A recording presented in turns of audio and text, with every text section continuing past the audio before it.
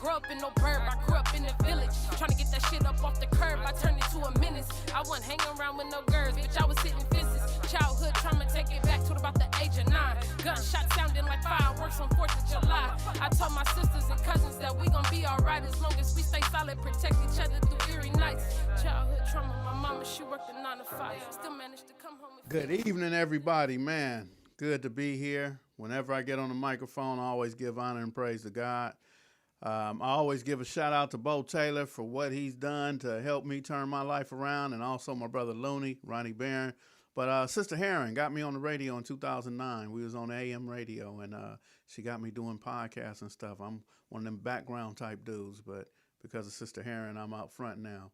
So just want to thank everybody for joining me, for logging on, whether you looking at Instagram or whether you logged on YouTube. I appreciate you. Before I get started, I want to do a shout out. This shirt I got on says "Only on Western," right? So CW and Chris, the fish market, y'all might go there and get your fish and chicken, a couple of pieces of shrimp or whatever. But man, they got a clothing line, and this beanie, if y'all can see this beanie, this is C-Dubs. So just so y'all know, they daddy was my uncle, man. It's Clarence Player. Forgot his middle name, but that's where the C-Dub come from. So anyway, CW and Chris on Western Avenue. And the shirt says, "Only on Western." So you know what you see. All the way from Pico to Gardena, man, Western Avenue, that's our street. That's South Central. So everybody, no matter where you come from, we got a little piece of Western Avenue, unless you far west. But just want to give a shout out to CW and Chris. Y'all go on Instagram and follow C-Dubs. But today I got a very interesting guest, and we met a couple times, chopped it up just a little bit, but then I was listening to some music, and I heard the shout out. And when I heard the shout out to Skipp Townsend, I was like, oh, that's cool. Then I heard Kev Mack. I'm like, okay, that's cool. But when I heard Bo Taylor, I was like, oh, whoever this is know exactly what they doing. That shout out to Bo Taylor, man, is much needed. For those of you who don't know who Bo Taylor was, I used to tell him that he was the modern day Martin Luther King Jr. And to me, he was. A lot of people, you know, once he's dead, they forgot him or whatever, but I will never forget the life and the legacy of Darren Bo Taylor. So, my brother, man, if you wouldn't mind, tell people your name, brother. Introduce yourself. Indeed, I'm Mark 7. You know, I'm the original Mark 7 from the 80s. So, some call me OG Mark 7. But I go by Mark 7, the graffiti artist, or Mark 7. Yeah. All right. So you do graffiti art? Yep. So let me ask you, how long you been doing that, man? Since about 84, 85. Okay. Like on the walls like that. I've been writing and tagging since kindergarten. What was you writing at in kindergarten, man? I was riding Hot Wheels on the sidewalk in front of Arlington Heights. Okay. All right. Yeah, so you from right there, around there? Yeah. 7th Ave, 25th, 17th. Like my whole life is mid-city. Oh, okay. My whole life, yeah. Come on, man. I know almost everybody on 7th Ave, man. Yeah. That's DJ Mama and them and Miss Jones and I can't even think how many people over there on 25th. Yeah. Around the corner from Hobbert, Big Fat Robert, Cat and Dog. The whole family was named after animals. Cat and a dog, a hob and a tick.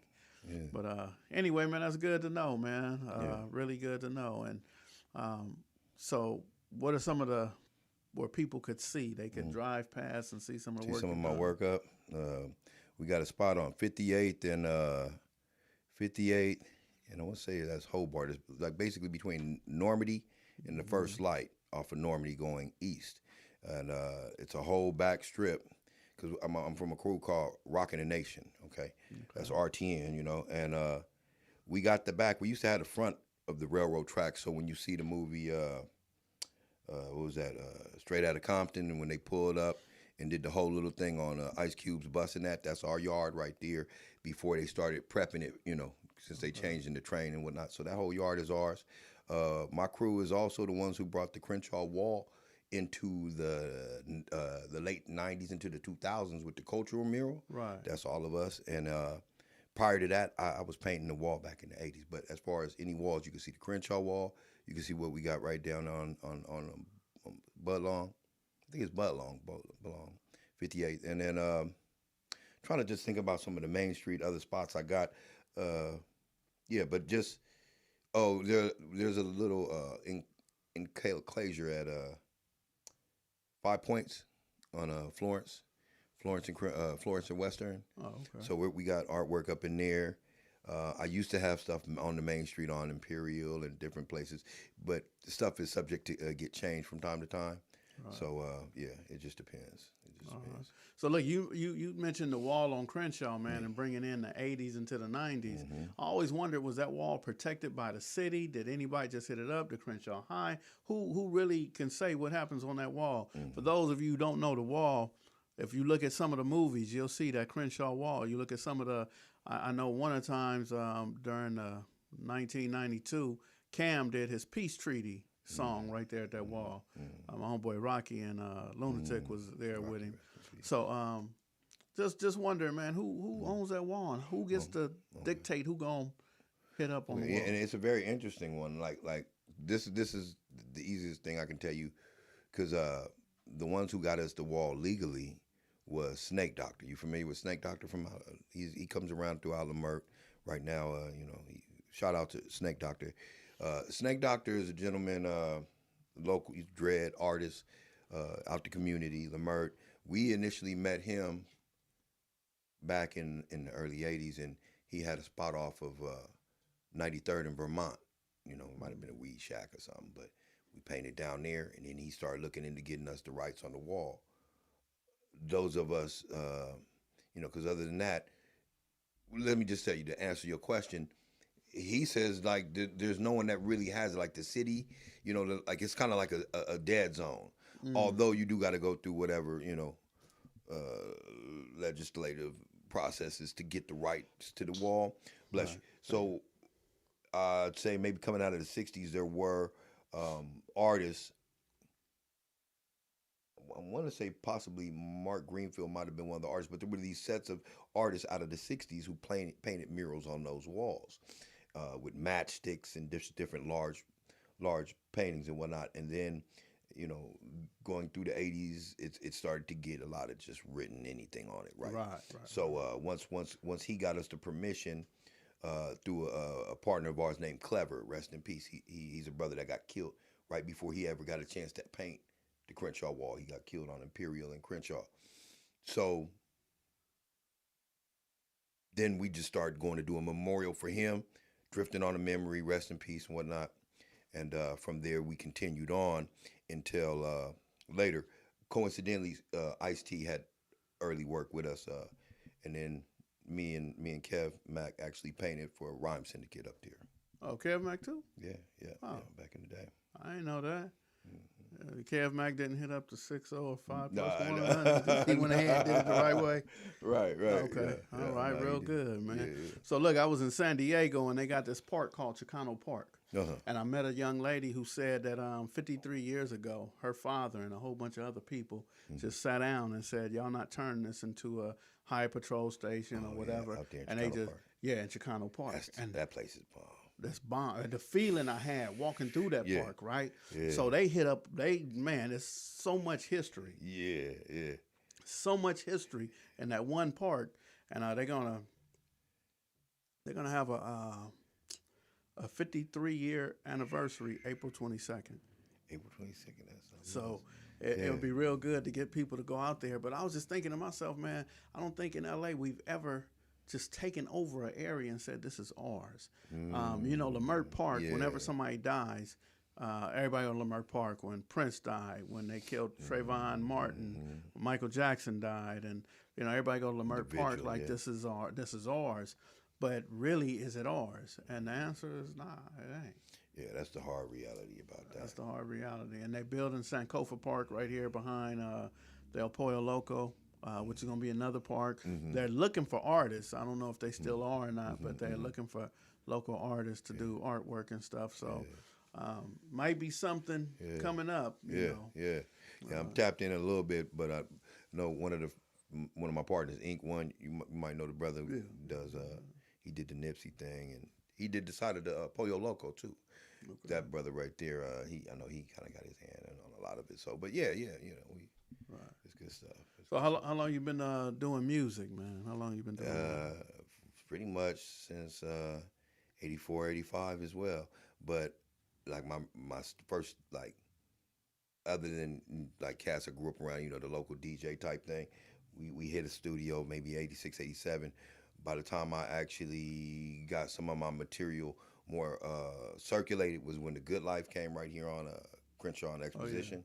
I was a part of that, and by '94, pressing up, little cassettes at the time. Cassettes, CDs was barely still new, $30 to press up one, and one of my songs was in the Mike Tyson movie. Yeah, that was from that era right there. All right, real good. Yeah. Did you ever go downtown? Were you out there with, I can't think of his name, man. He had a youth center and they closed him down. Oh, you talking about, you talking about where they had Radiotron at? Radiotron, yeah.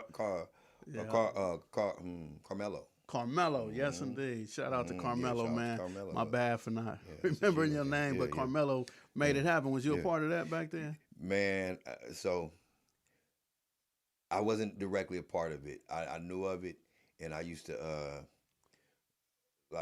go up there, ride my bike, or did school to go see all the graffiti up there, and then as far as trying to get in there, I just never got in. I didn't know what nights it was going on. That was over in MacArthur Park area, right? And I'm mid city, so we riding our bikes late at night. But every time we go, it's not going down. So it's just the legend of it. But one of the brothers that was known from New York soon, he not only hit that spot, but then he was up and down our area. So that was one of the early influences. And then the Latino brothers that was on that side that hooked all that up. We would go to where they had the Belmont. You familiar with the Belmont Pit? Mm-hmm. Right there by not Marshall, Belmont High School. Right down at the bottom, there used to be. Now they got a whole condominiums, but it used to be an empty lot, and we used to go down and peep their work right there with the graffiti and stuff. But Carmelo opened it up, and they went through and did all that right there. So, I was not immediately involved, but right. So, what was the motivation, man, for both for the rapping and for the, I guess was it the hip hop era? Was it somebody from New York who introduced you to it? Was it just the local? What's the local music in '84, man? I'm thinking. I grew up on funk, man. I grew up on funk. I grew up on, like by the '80s, of course we started getting, alternative musics and stuff, and then culturally I was into ska and reggae because that's like my family and whatnot, but. Funk music, like from the early '70s through the '80s, I was a funk kid in R&B, right? Right. By the time the rap aspect came in, there was more of the techno breaking thing before rap. But I was trying to do that. Me and my partners with the fan, making like robot voices, trying to emulate that whole thing with the breaking, and then as it. I knew I wanted to rap, man. I knew I wanted to rap, but we was it with the chicken that tastes like wood, Rappers Delight. Yeah, that, and then Curtis Blow and AJ and all that. That was early influence, and then then by the time we was trying to figure out how we could really do it, then Dream Team was right in our face with it. They were local, so yeah. Oh yeah, Dream Team. Yeah. Rudy Pardee and Snake Puppy. Snake, he's still alive. Rudy Pardee didn't pass. I seen Snake at one of his family reunions. I just happened to be up there. But so you know what? With 83, 84, what it remind me of is the fact that Michael Jackson had one glove, right? And he had the jerry curl with his hair coming to like the front. Yeah. And then Prince, he had came out and he didn't have no back pockets on his pants. Matter of fact, wasn't no, you know what I mean? So to me, it was like, man, I don't want to. I don't want to be a part of this. That's coming out. Yeah. But and then even Cameo, man, I used to love Cameo songs. Cameo was dope. But now I listen to the words, man, and I'm like, oh man, See Strange. because that ain't a real her. Oh no! Yeah. Oh no! I never looked at it She's like strange because Damn. like an invisible man in drag. Like Oh, what? you know what? How'd you say that? I never. You know, thought so of I it. mean, Yeah. so the music at that time either Kind of questionable. Huh? yeah, is suspect, man. So Yeah. the music to me when Jam Master Jay, you know, came out with that Peter Piper picked peppers and then you know all that, I'm like, oh yeah, I'm going with them, man. Yeah. My Adidas and all that, I'm going with Curtis Blow. Yeah, and, you know, even Ice-T, man, had a couple of songs, man. Talking about he gonna make the snooty fox bark. Like it was a dog. I can't remember, but you know, but to me it was an impressionable time. Yeah. And I see a lot of people went towards the creased up 501s, the Romeos, the Stacys, the Croker Sacks, as opposed to going towards Michael Jackson or Prince, or that influence. And and I think even though most of the people that bust that left turn, knowing it wasn't right, end up gang banging, dead in prison. But look at what the alternative was for us. Nobody wanted to be like because and it's so perfect example.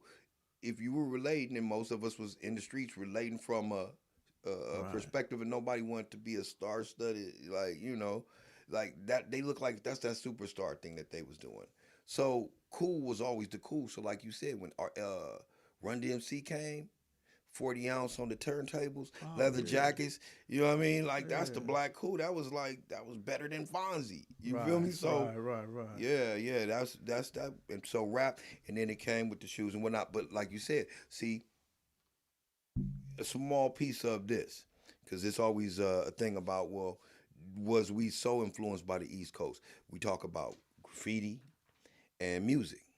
The West Coast, just like I'm sure anywhere else, Texas, anywhere, had their style of whatever. So we had our funk music, and then, you know, me coming up, like going to the skating ring on Arlington and Washington, or then World on Wheels, I was impressed by the funk music that was coming in, and the styles, man. I mean, you know, like I never really wore penny loafers. That wasn't me. I like knit kickers. I like knit kickers and croaker sacks. Man. So you know what I mean? Like you said. So then khakis, fishnets, you know, all that, and then it started leading into other stuff. But and then okay, so with the writing, my sister, I was influenced because of her artwork, right? You know, her and my cousin Sean. I might have mentioned to you before. He stayed on 6th Ave off of 25th, but they could draw their ass off. So she had block letters, different shit. I'm trying to learn like that. So I got a picture in my photo album because people say, oh, you know, New York, if it wasn't for them. No, I'm telling you, I've been writing anything that I see that I seen how others did it. We was trying to do it. On the Brown side, they had Chaz and different vatos, right? Or where we grew up, Primero Flats, Harpies, 18, we seen the blocks, right? On our ends, I seen the blood with the little with the smiley face with the eyes, right? And I seen the cuz. That's before I really just seen Crip and all that. Right. But my point is, my sister's piece, a picture she had on the room wall, was block letters, and this is in the 70s. And then I'm gonna give you a time reference. You got a picture of Muhammad Ali, and then you got a picture of Bingo Long. So now you tell me what era that was. Even if Muhammad Ali stopped fighting in 80, Bingo Long came out in 70, she ain't gonna have this shit on her wall for like 5 or 6 years. Yeah. So that's like 77, 78. So that's what I'm saying. We had our style, and we had locking or bopping before we was influenced by theirs. So we had what we would have been expressing ourselves one way or another. But the New York thing in exchange with us, and then of course ours went to them, and they picked up some of our shit. So I remember that era, man. I have a cousin, Trey Ball out of Marvin. He was part of the Red Lights. Oh, the Pop Lockers. The Pop Lockers, yeah. Oh, man. And then, you know, my homeboy Romeo and Taylor, Bo Taylor brother and all them, Jungle James, they was the Royal Flush, Victor and all them. Man. Yeah. That's so legendary. So this legendary this is back in the days, like you said, of the Arlington skating rink. Yeah. This is right before World on Wheels opened. I think World on Wheels opened 82, 83. Yeah, they was just still a bowling alley. Yeah, it was still just a bowling alley. So, man. So you're right, man. We got our own culture. We have our own style or whatever. But, you know, I mean, the first time I really heard rap the way I heard it, you know, it came from New York.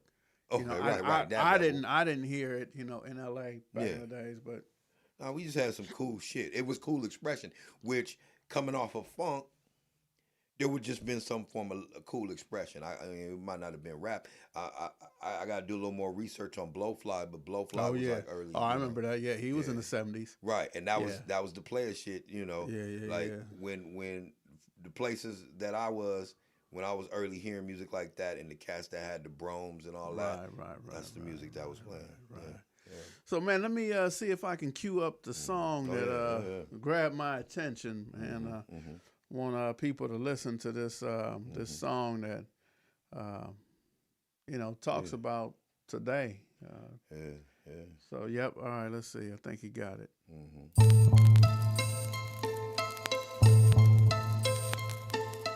That's that moving around, moving around, moving around. That's that moving around. That's that moving around. That's that moving all around, all around, all around. Have caution, these streets are lethal and they kill lots of people when jealous thoughts of evil load up them guns and creep through. Caution, these streets are lethal and they kill lots of people when jealous thoughts of evil load up them guns and creep through. Streets is a jungle, welcome to this LA zoo. When niggas are pushing shit back for stepping on shoes, they tell you they got some product and they ready to move. Use caution, cause half them dudes ain't got nothing to lose. Say they poppin' champagne in and out of them spots. We prefer plastic cups, sipping Remy, no ice. You blink twice, it happen fast in the heat of the night. Next day, you hear the stories how they murdered his wife. Just for the stripes, Adidas shell toes ain't enough. They prefer them pasta shells with the clips loaded up. And of course, we double dutching them blunts. But since the COVID-19 hit, you never find me passing it once. It only took one time, pull your bitch at the brunch. Be careful, she share your location, we sitting in front. Reminiscing the string of bell, he got hit with the pump. Smidge your painting on the wall, roll the credits, he done. Have caution, these streets are lethal and they kill lots of people when jealous thoughts of evil load up them guns and creep through. Caution, these streets are lethal and they kill lots of people when jealous thoughts of evil load up them guns and creep through. That's that, move it all around. That's that, move it all around. That's that, move it all around. Move it all around. Move it all around. They say that house parties is a common thing in the past because the reckless young folks be just so eager to blast with designer type weapons, automatics with mag, and watch them slaughter up pinatas just to fill up the bag. And it be raining more bullet shells than candy would have. Put it on you like Corona, just ignoring the mask. With more shots than a little bit be poured in the glass. You thought the gas prices dropped when they unleaded that ass. And so I think as I'm reflecting after doing the math, spreading wisdom, hoping one day I can open a class so I can touch a few lives of fuck it, save 1,000, making power moves in the street like Skipp, Townsend or Cav Max, schooling the youth and bringing truth like Bo Taylor did. Rest in peace, that was my dude. My gratitude extended for others who did it too. It's time to see a difference that happens in what it do. Have caution, these streets are lethal and they kill lots of people when jealous thoughts of evil load up them guns and creep through. Caution, these streets are lethal and they kill lots of people when jealous thoughts of evil load up them guns and creep through. That's that moving around. That's that moving around. That's that moving around. Around.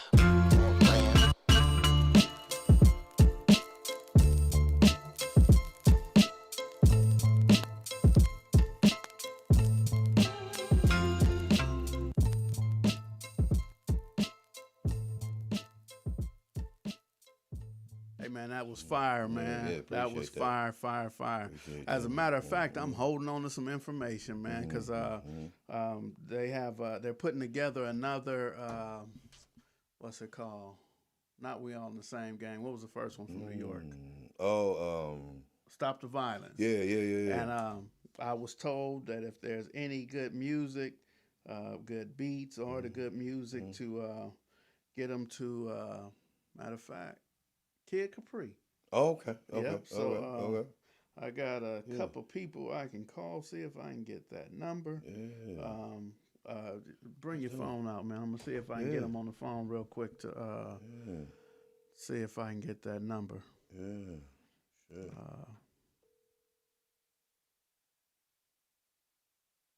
Yes, indeed. Yes, indeed.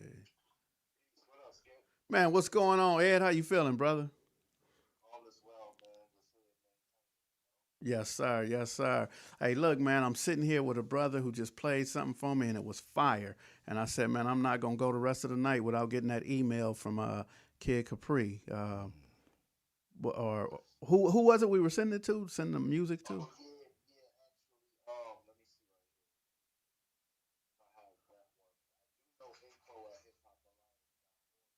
I do know Info at Hip Hop Alliance. And that go to Curtis Blow, is that right?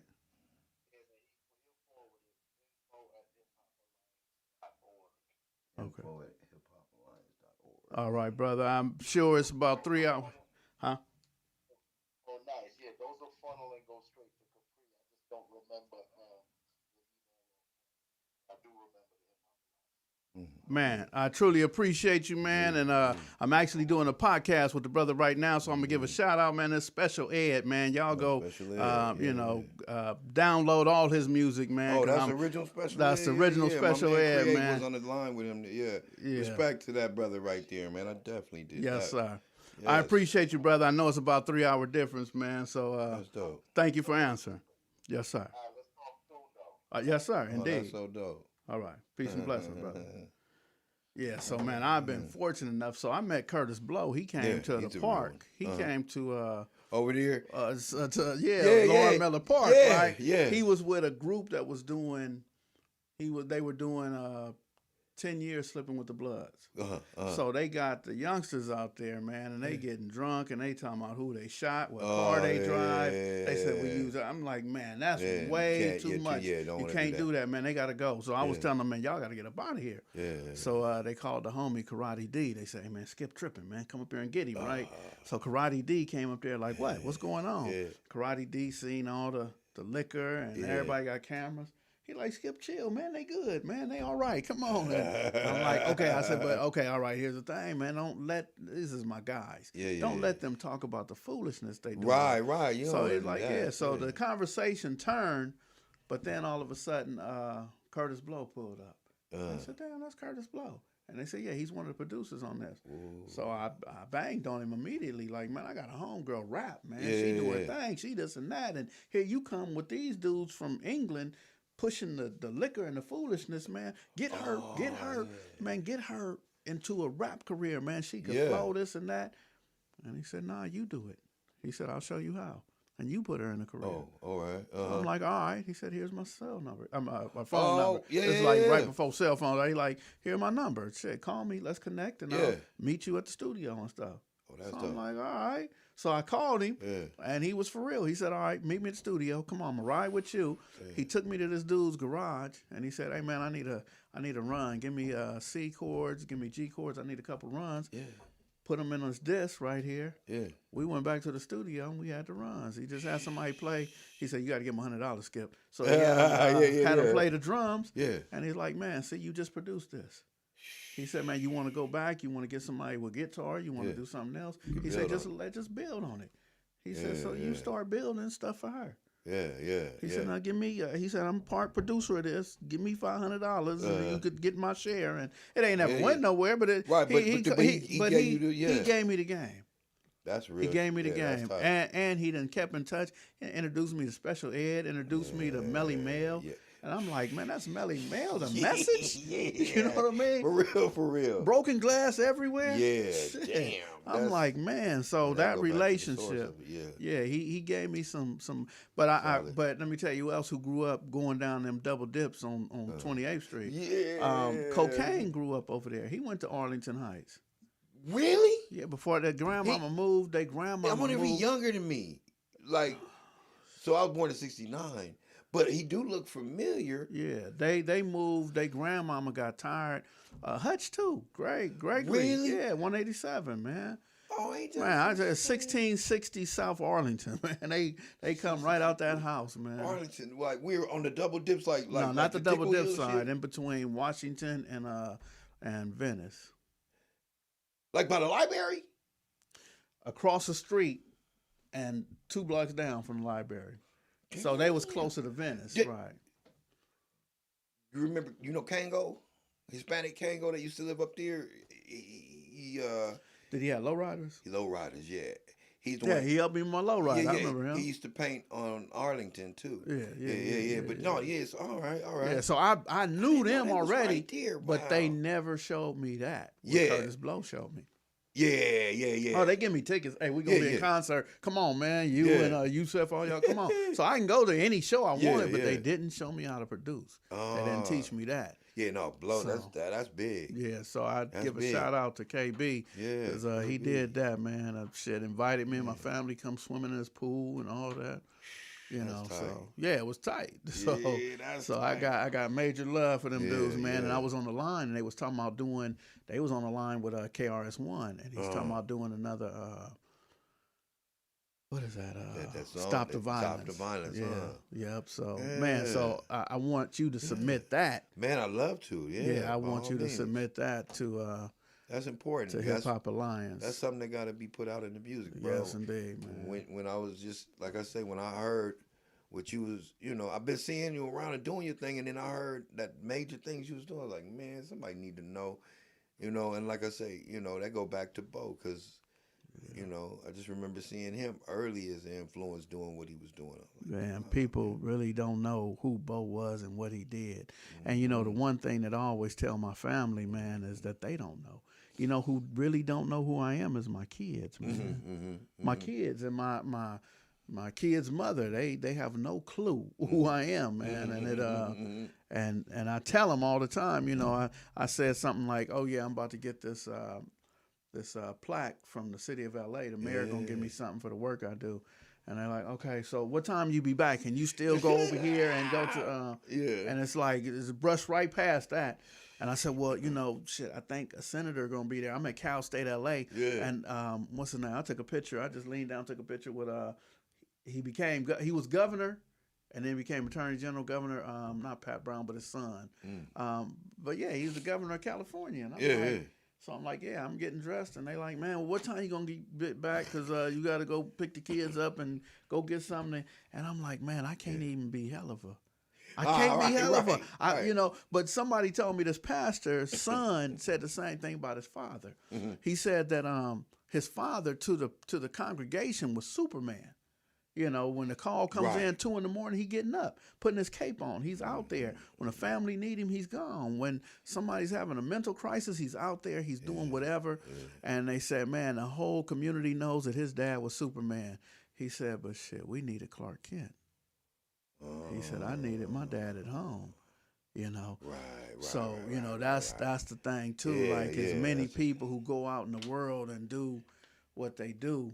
What does the family think? Like, shit, we just want you to be regular, man. We don't want you to be faster than a speeding bullet, more powerful than a locomotive. We need you at home, man. Shit, watch TV with us, man. Let's make some popcorn. Yeah. What is you doing? So, man, but I truly appreciate you giving Bo Taylor that, because I know that he would come out here every Sunday night. Yeah. And he wouldn't go home till Friday.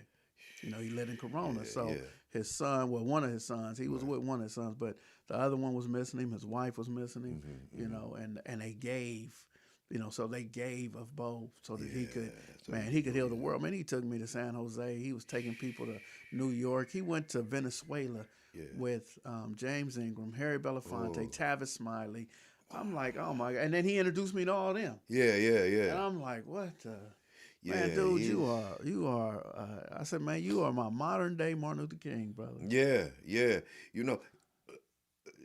See, that's major stuff he was doing, and I was listening to maybe one of your podcasts you did where you was talking about some of the people you have met and some of the stuff that Bo taught you, or introduced to you, and then I was reflecting on that, and I was reflecting with Bo. My little bro at one point in the '90s. Got involved with the program, and he asked me, he says, out of everything going on over here, and that was like right after the rises and busy as hell. He said, what you think? I said, I think you should do that. That's what you need to do, because I just had moved away from there, started my marriage '93, right? Don't say little though, man. Well, She might be listening, man. Well, it was little years. bit. It was the little years, but I got a big thing out of it. I got my first son, man. It was a blessed thing. But it was tough in the '80s, and by early '90s, I got shot. Then I started my marriage within 2 years after that, and I moved out to Hawthorne in '93. So my little bro in the program, and he just telling me what he's seeing and learning in the different people, and then I'm knowing some of these people from out in the streets, and I'm like, that dude is in there, and and look how they growing, Right. like you know what this do, and it's like, shit, Right. just to be doing what y'all doing, like that ain't always the easiest thing to just be dealing with. You know what I mean? So then what you provide for others, Right. to develop and grow. So that's just, man, like, that's So when that's I powerful. first started with Bo, the one thing that I always had anxiety about was the schoolyards. Okay, They was our okay. number one enemies, right? Yeah. So J Stone Uh-huh. and my partner Lunatic on site, they was always at it, right?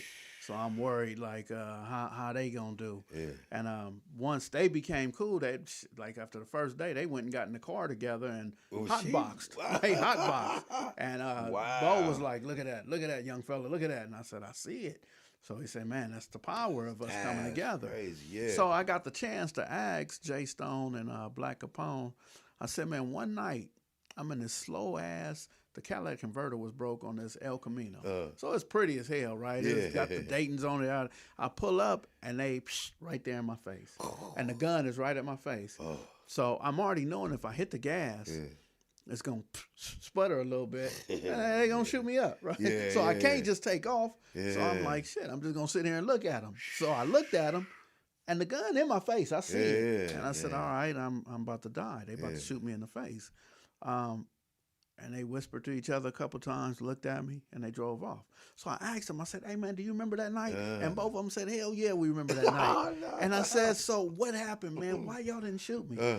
And Black Capone said, man, Jay Stone said that you was Keith, the dude who danced that got the babies by Tanya. And I said, no, that's the other dude got that red Jeep. And so they didn't really know who I was. So Black Capone said, man, I knew who you was, Skipp. I didn't know your name, but I knew we supposed to shoot you. Oh, shit. He said, but Jay Stone argued with him and said, nah, that's Tanya, baby daddy. So they gave me that pass, and I was like, man, I so am grateful that y'all gave me that pass. And when Jay Stone got killed, the two people in front of that funeral crying the hardest was me and my homeboy Lunatic. Wow, because we had finally became friends with somebody who was our enemy. Right. I mean, shoot, do or die. You know? Either I'm going to shoot you or you going to shoot me type thing, man. So it was crazy. There's another dude, man, from the Mansfield that me and him was like that. When we saw each other, it was on and popping. So I seen this big homie at Monster's funeral, at Monster Cody funeral. And he told me who he was. I said, man, your little homie tried to get me several times. I ain't mad at him because I tried to get him. He said, hold on a second. And he got him on the phone. He got him on the phone, right? And he said, man, guess who I'm standing next to? He said, oh, he said, Skipp. So he said, oh, tell him I said, what's up? And I said, man, for everything I did, man, I apologize. And he said, nah, man, don't apologize to me. Don't come at me with that soft shit, man. He said, you did what you was supposed to do. Right. He said, he said, Skipp, if you wouldn't have got at me, I was going to get at you. He said, I was supposed to shoot at you because if I wouldn't have shot at you, you was going to shoot me. Y'all was He said, so now, man, let's just go eat. Let's go chop it up, talk about it. That's the beauty of this, right? That's some amazing. That's some amazing. He told me shit, not to man. apologize. Don't go soft, man. You were supposed to. You know? And I was like, okay, all right. Yeah, man. That's the beauty of it, man. Yeah. And I just want the 15-year-olds to know the same thing. The 17-year-olds to know the same thing, that they about to fight each other. Yeah. And then when they turn 35, 36, they're gonna be happy to see each other. And it's funny that you say that because it happens on a lot of different levels, right? Obviously, you know, the more Soldier Lane you in that, and it can get, man, you know, we in LA, and everything turns into gangs one way or another, right? It has the potential to, right? There's football, Diamond Streets, Temple Street. You know, this Right. that Burlington turned into gangs, right? And then there's in our generation. Well, I'm younger, but the hustler generations, right? The trendy gang generations, everything that the troubles like the Tagger ones, everything. So we turns just into talking gangs. about the red lights, the Yeah. trouble. Oh, I yeah, remember yeah, the yeah, trouble yeah. used to be out here flipping buses over. Yeah. And then they got their neighborhood, and Yeah, then they yeah, become yeah, Trouble they- Crip. Yeah. No, They- you was they nothing but like troubles at But the first. troubles, man, they was like the gangs after the hustler era. They became like kind of like Crip and Blood. Like they Right. Yeah, they could because do anything. a lot of them went different The neighborhoods. Jays. Yeah, the So 20s too. it became a different dynamics. But regardless, everything turns into that potential. You're gonna have to face it, and when you can live beyond it, to come back later and be like, man, we made it through that. It's amazing, But imagine though, because when I'm talking about nothing but trouble, they was really little kids. They was Yeah, the nothing but trouble back in the 80s. They was little kids flipping over buses, going to. They wasn't even going to high school parties. They was going to middle school, junior high school parties. Yeah, all right. They was yeah. and so when they got older and turned into Crips, and then they was turning to Bloods, Blackstones, 20s, it should have been over. Yeah. So I shouldn't keep doing the things that I did when I was a child. Yeah. So it's the same thing with Raymond Washington. He wasn't 20. He was, some people say 13, 15. The same with Puddin', Tam, and Baba Louie, Pyrus. They was young. Yeah. So why would I follow in the footsteps of somebody who started something when they was young? You know what I mean? Well, yeah, because that was man. A brother just told me today. He's down from the Bay Area. Recently, they shot a 12-year-old and dragged him. And I'm like 12. I got my kids. I'm like 12. Yeah. Fuck, man. It's tough. Yeah, they did that over here last year, 2022, right here on 39th off of Hobart. Little kids out, and one of them was my son. They all outside, and little boy was 12 years old. My son was about 15, 16 at the time. They purposely shot the 12-year-old. So there's a 30-year-old down the driveway. He took one to the butt on accident, straight bullet. But they was shooting at the 12-year-old. Man, out in the South Bay complex out there, man, I hear like my tripping.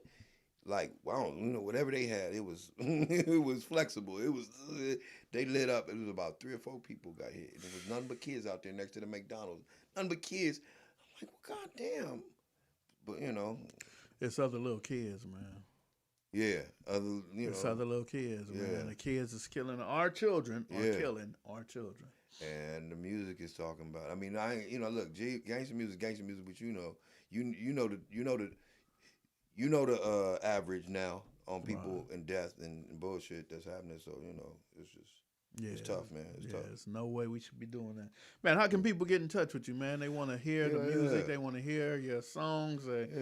How can they get in touch with you? All right. So look, I'm gonna put a couple of things out there. All right. So I'm Mark 7 as the graffiti artist. Okay. But then what I did is I changed my music name to Cram Nevis, which is Mark 7 backwards. KRAMNEVES. Okay, so that's Cram Nevis. And you can find me, I'm on all platforms at this point. I have several projects. This single is called Street Lethal. And it's me and Donovan Sean and Cram Nevis, Street Lethal. So you could you could go up to YouTube and just play it. You can go to Spotify, put it in your playlist. You can get it down off of Apple Music, any of all that. You can catch me on Instagram as Cram Nevis, KRAMNEVES, or you can catch me as Mark 7 LTSRTN, on the graffiti thing like that. That's why you can catch me. Last thing, for inquiries that may want artwork, murals, etc., and then you can get links to my other pages, mark7brand.com, mark7brand.com. So. All right, man. I hope y'all heard that. And I'm going to give a shout out, too, for, what was it, the hiphopalliance.com. Yeah, the Hip Hop Alliance. If you have something you want to submit as far as music or even lyrics or songs you want to submit, they're going to Curtis Blow and KRS-One, going through Kid Capri. So you're going to have them dudes go through your music, and if it's, they're going to put an album together and it's going to be legit, legal. You'll get your credits and all that. They're not about to, about scamming nobody. So hiphopalliance.com. Tell them Skipp sent you. Skipp said I should put my music in, and they're real good people. I can't keep these relationships. I got to give them away. So, man, I truly appreciate you coming down here. I appreciate you. The song, man. Like I said, to recognize. I'll take recognition, but to actually put Bo Taylor on there, man, that made my heart drop, man. Like, man, I tried to get a park named after Bo Taylor, and during Herb Wesson, Council District 10, and they said, Skipp, we'll name the gym. We could name the gym the center, but it was somewhere in the Fairfax district. It's still Council District 10, but I don't know what happened, man. We lost touch of it. Yeah. But I'm pushing that, man. I'm pushing for recognition for Bo whatever Taylor. you do with that, let me know, because I work with you on the art. Let me know. Okay. Yeah, let's do that. Let's make that happen. Good. Well, shit, let's do a mural of Bo Taylor at Chugo's, man. Of course, I'm with that. I'm going to get the spot. Let me go up there, not tomorrow, but Tuesday I'll be up there, and I'll see if I can get a spot, man. Let's put Bo Taylor up there. Got it. Yes, indeed. With it, yeah. All right, you guys. So like and subscribe, man. Go follow Mark 7 or Cram Nevis. Nevis, right? That's Mark 7 backwards. So, all right, appreciate you guys. I got theme music coming out. And go to C-Dubs and get you Only on Western. And this is Deja Mack out of Oakland, man. I love her flow, and when you grow up in the trenches, it's like society treats you different, man. They look at you different. It's like, man, you coming from where we from, man. We were on the come with you. Look, they treat you different when you from the trenches. Bitch, I didn't grow up in no burb. I grew up in the village. Trying to get that shit up off the curb. I turned it to a menace. I wasn't hanging around with no girls. Bitch, I was hitting fences. Childhood trauma, take it back to about the age of 9. Gunshots sounding like fireworks on 4th of July. I told my sisters and cousins that we gon' be alright as long as we stay solid, protect each other through eerie nights. Childhood trauma, my mama, she worked a 9 to 5. Still managed to come home and feed us when it was dinner time. Still managed to curve on the visas up in the winter time. So back to school, we was popping like the beginning times. I won't let this childhood trauma try to take me out. It made me who I am today, won't let it stress me out. But babe, I learned from my mistakes, I'ma go another route. Got some cake for a rainy day when it's another drop. Yeah, I grew up in the ghetto, I ain't ashamed of it. And I struggled on different levels, I got my pain from it. Niggas that die tryna live this life, tryna build a name from it. I hope I make it out alive, I ain't the same from it. I grew up in the ghetto, I ain't ashamed of it. And I struggled on different levels, I got my pain from it. Niggas that die tryna live this life, tryna build a name from it. I hope I make it out alive, I ain't the same from it. 100 rounds, 100 shots, aim it at your block. And twisties on your head to make it rock. And do the bomber clock, that's word to Allah, me father. If the drama fold, I swear they need to free my cousin Low. Boy, ain't never told, but I can't say the same for you niggas. Niggas really hoes, be running the same marathon for years. Niggas really slow, ain't really got that money like you saying. Niggas really broke, you niggas all in y'all feelings, y'all be hating. Niggas really fold, but I can't say the same for you niggas. Niggas really hoes, be running the same marathon for years. Niggas really slow, ain't really got that money like you saying. Niggas really broke, you niggas all in y'all feelings, y'all be hating. Niggas really fold. I grew up in the ghetto, I ain't ashamed of it. And I struggled on different levels, I got my pain from it. Niggas that die tryna live this life, tryna build a name from it. I hope I make it out alive, I ain't the same from it. I grew up in the ghetto, I ain't ashamed of it. And I struggled on different levels, I got my pain from it. Niggas that die tryna live this life, tryna build a name from it. I hope I make it out alive, I ain't the same from it.